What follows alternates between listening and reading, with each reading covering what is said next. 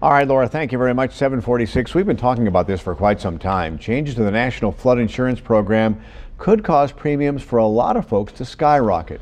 St. Charles Parish President V.J. St Pierre was among the local leaders at a roundtable discussion with the head of the program, David Miller. Mr. St Pierre joins us this morning, and you got to bring him down here sometimes. You got to show it to him. You did an aerial flyover. What did you learn? What did you show David Miller how this would impact your parish? Well, we was a 3-hour flyover in helicopters, and I think they showed him what the impact of the wetlands that we lost versus good wetlands that protect the tidal surge from coming in. We also learned that as he flew along our parish, where we have 26 major industrial sites, what impact does Louisiana have on the rest of the country? He really didn't realize that. He also didn't realize that we handle 40% of all the water in the United States that come down the Mississippi River.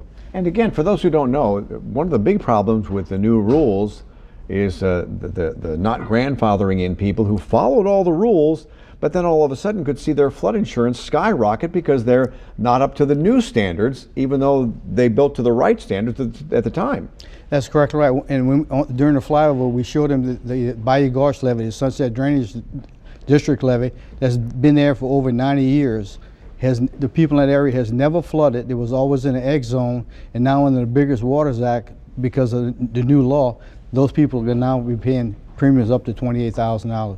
It's criminal, it's un-American, it can't happen. So what will happen? What do you think? Well, a lot of people are moving from X to the special flood areas. Well, I think our congressional delegation, I've never seen them on board and together like they are right now. They're really working hard. They realize the impact of this thing is that we realize that nobody can afford a $28,000 flood insurance premium.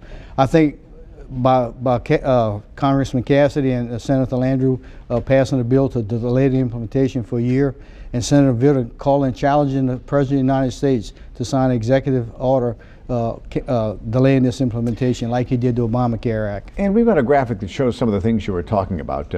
Let's take a look at what we're seeing here. Well, so what you're looking at, if you go to the last one, is really the one that's in our parish. I don't think you have it up there, where Kathleen Porterhouse, who's now paying $655 a year, she's going to be paying $23,000 a year. One of the things when David Miller came to our parish is one of the things that we did. We had her testimony in front of Mr. Miller, and it really affected him. In fact, after the meeting, he walked up and really hugged her and he said, I share your pain. This is her house here, the last one. Yeah, and these are some extreme cases.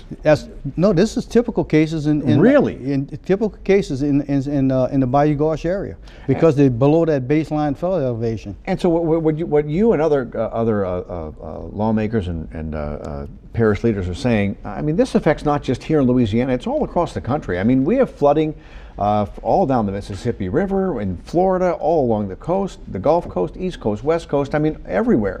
That's exactly right. We asked for the Government Accounting Office to give us a list of the top 20 parishes or counties in the United States.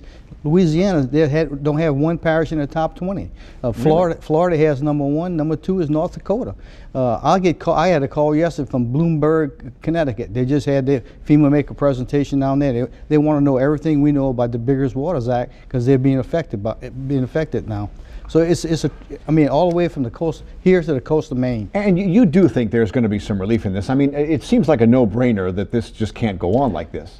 Eric, we know we have to pay more flood insurance, but the thing about it is, right now we learn but not the value of your house every year. That's right. If you pay $28,000 every 6 years, you can be paying for your house. That is ridiculous. Right now, we found out that 40% of the people who have loans through the federal government who should be paying flood insurance don't pay flood insurance. So we tell the National Flood Insurance Program, get your house in order, get those 40% people to put their money in there. Maybe you wouldn't have to have these high rates. So that's what we're working on right now. All right. Time will tell. Thank you, sir, as always. You.